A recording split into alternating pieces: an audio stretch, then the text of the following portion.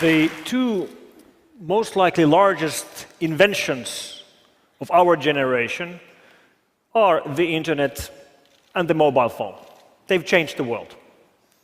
However, largely to our surprise, they also turned out to be the perfect tools for the surveillance state. It turned out that the capability to collect data, information, and connections about basically any of us and all of us is exactly what we've been hearing throughout the summer through revelations and leaks about Western intelligence agencies, mostly US intelligence agencies, watching over the rest of the world.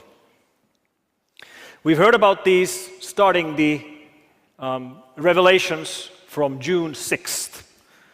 Edward Snowden started leaking information, top secret classified information, from the US intelligence agencies. And we started learning about things like PRISM and X-Keyscore and others.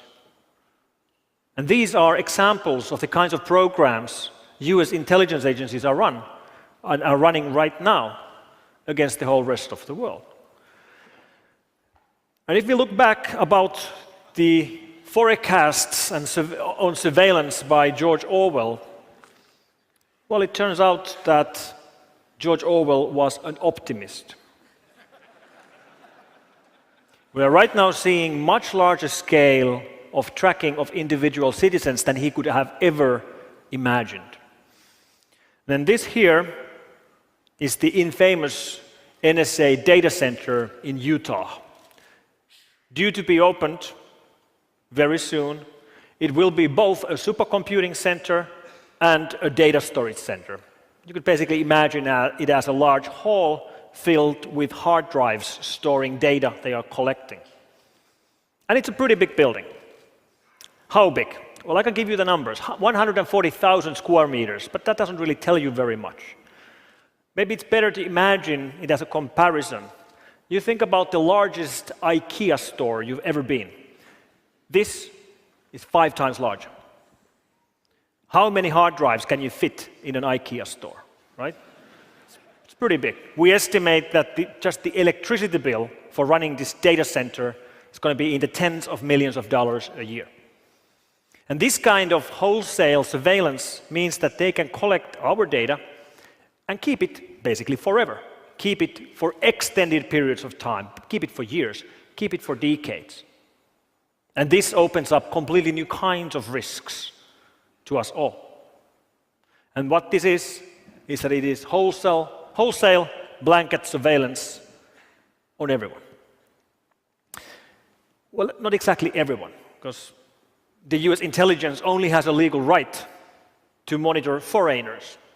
They can monitor foreigners when foreigners' data connections end up in the United States or pass through the United States. And monitoring foreigners doesn't sound too bad until you realize that I'm a foreigner and you're a foreigner. In fact, 96% of the planet are foreigners. Right? So it is wholesale blanket surveillance of all of us who use telecommunications and the internet. But don't get me wrong, there are actually types of surveillance that are okay. I love freedom, but even I agree that some surveillance is fine. If the law enforcement is trying to find a murderer, or they're trying to catch a drug lord, or trying to prevent a school shooting, and they have leads and they have suspects, then it's perfectly fine for them to tap the suspect's phone and to intercept his internet communications. I'm not arguing that at all. But that's not what programs like PRISM are about. They are not about doing surveillance on people that they have reason to suspect of some wrongdoings. They're about doing surveillance on people they know are innocent. So the 4 main arguments supporting surveillance like this. Well, the first of all is that whenever you start discussing about these revelations, there will be naysayers trying to minimize the importance of these revelations, saying that, we knew all this already. We knew it was happening. There's nothing new here. And that's not true. Don't let anybody tell you that we knew this already, because we did not know this already. Our worst fears might have been something like this. But we didn't know this was happening. Now we know for a fact it's happening. We didn't know about this. We didn't know about PRISM. We didn't know about X-key score. We didn't know about Cybertrans. We didn't know about Double Arrow. We did not know about Skyrider. All these different programs run by US intelligence agencies. But now we do. And we did not know that US intelligence agencies goes to extremes such as infiltrating standardization bodies to sabotage encryption algorithms on purpose. And what that means is that you take something which is secure, an encryption algorithm which is so secure that if you use that algorithm to encrypt one file, nobody can decrypt that file. Even if they take every single computer on the planet just to decrypt that one file, it's going to take millions of years. So that's basically perfectly safe, uncrackable. You take something which is that good and then you weaken it on purpose, making all of us less secure as an end result. A real-world equivalent would be that intelligence agencies would force some secret PIN code into every single house alarm so they could get into every single house because, bad people might have house alarms. But it will also make all of us less secure as an end result. Backdooring encryption algorithms just boggles the mind. But of course, these intelligence agencies are doing their job. This is what they have been told to do. Do signals intelligence. Monitor telecommunications. Monitor internet traffic. That's what they're trying to do. And since most and very big part of the internet traffic today is encrypted, they're trying to find ways around the encryption. One way is to sabotage encryption algorithms, which is a great example about how US intelligence agencies are running loose. They are completely out of control, and they should be brought back under control. So what do we actually know about the leaks? Everything is based on the files leaked by Mr. Snowden.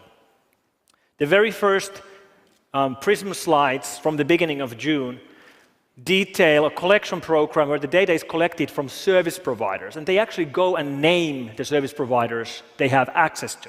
They even have a specific date on when the collection of data began for each of the service providers. So for example, they named that collection from Microsoft started on the 11th of September 2007, for Yahoo on the 12th of March 2008, and then others, Google, Facebook, Skype, Apple, and so on. And every single one of these companies denies. They all say that this simply isn't true, that they are not giving backdoor access to their data. Yet, we have these files. So is one of the parties lying, or is there some other alternative explanation?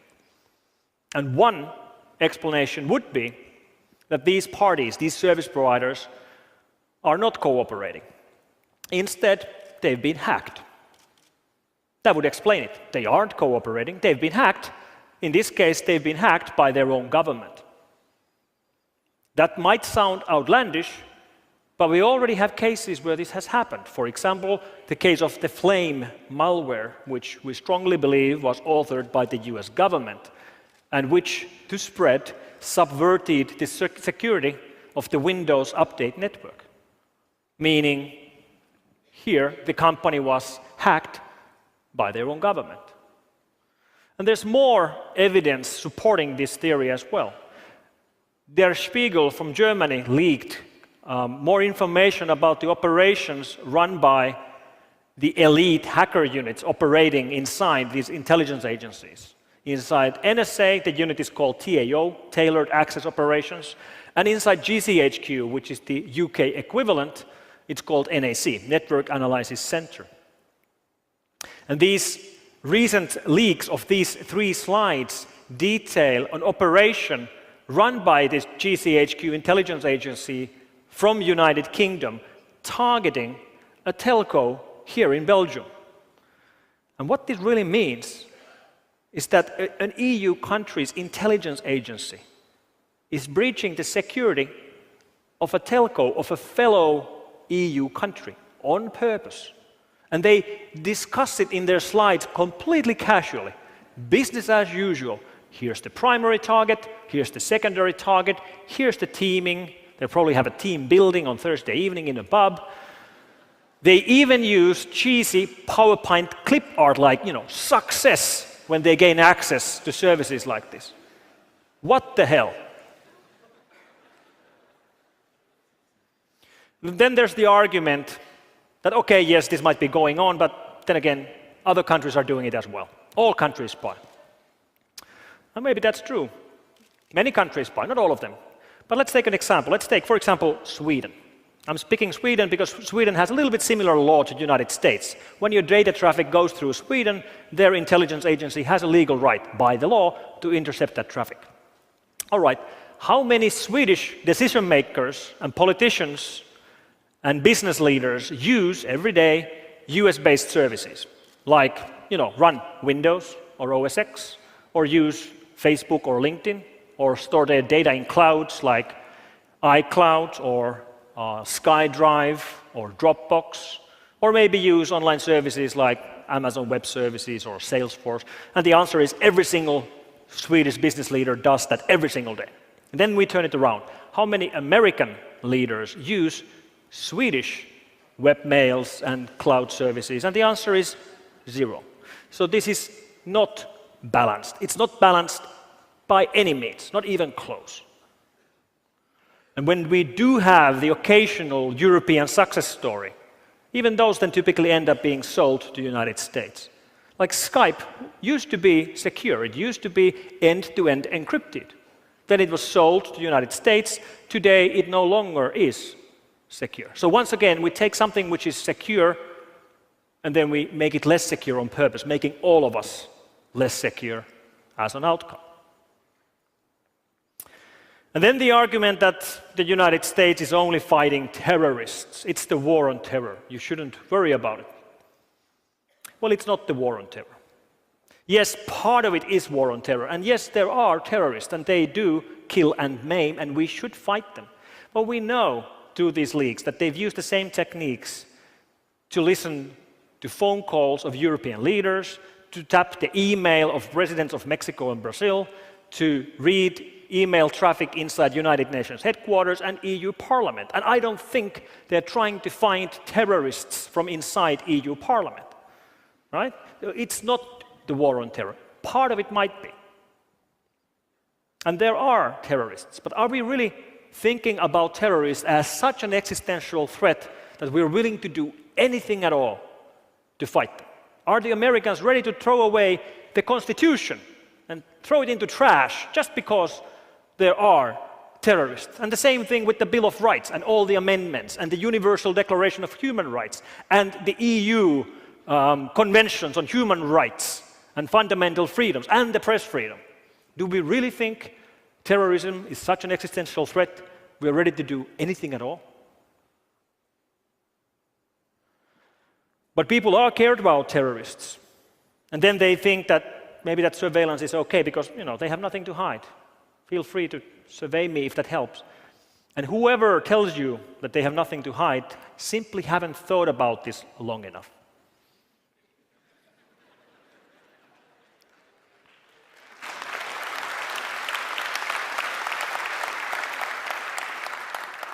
Because we have this thing called privacy. And if you really think that you have nothing to hide, please make sure that's the first thing you tell me, because then I know that I should not trust you with any secrets, because obviously you can't keep a secret. But people are brutally honest with the internet. And when these leaks started, many people were asking me about this. And I have nothing to hide. I'm not doing anything bad or anything illegal. Yet, I have nothing that I would in particular like to share with an intelligence agency, especially a foreign intelligence agency. And if we indeed need a big brother, I would much rather have a domestic big brother than a foreign big brother. And when the leaks started, the very first thing I tweeted about this was a comment about how, when you've been using search engines, you've been potentially leaking all that. to US intelligence. And 2 minutes later, I got a reply by somebody called Kimberly from the United States challenging me. Like, why am I worried about this? Like, what am I sending to worry about this? Am I sending naked pictures or something? And my answer to Kimberly was that what I'm sending is none of your business. And it should be none of your government's business either. Because that's what it's about. It's about privacy. Privacy is non-negotiable. It should be built in to all the systems we use.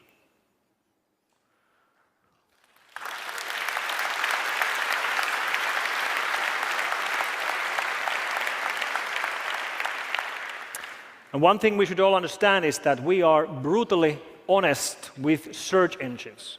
You show me your search history, and I'll find something incriminating or something embarrassing there in 5 minutes. We are more honest with search engines than we are with our families. Search engines know more about you than your family members know about you. And this is all the kind of information we're giving away. We're giving away to the United States. And surveillance changes history. We know this through examples of corrupt presidents like Nixon. Imagine if he would have had the kind of surveillance tools that are available today. And let me actually quote the president of Brazil, Ms. Dilma Rousseff. She was one of the targets of NSA surveillance. Her email was read, and she spoke at the United Nations headquarters, and she said, if there's no right to privacy, there can be no true freedom of expression and opinion, and therefore there can be no effective democracy. That's what it's about. Privacy is the building block of our democracies. And to quote a fellow security researcher, Marcus Ranum, he said that the United States is right now treating the internet as it would be treating one of its colonies. So we're back to the age of colonization, and we, the foreign users of the internet, we should think about Americans as our masters. So Mr. Snowden, he's been blamed for many things. Some are blaming him for causing problems to the US cloud industry and software companies with these revelations. And blaming Snowden for causing problems to the US cloud industry would be the equivalent of blaming Al Gore for causing global warming.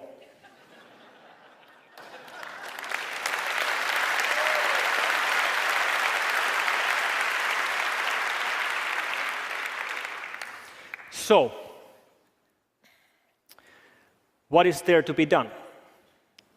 Should we worry? No, we shouldn't worry. We should be angry, because this is wrong, and it's rude, and it should not be done.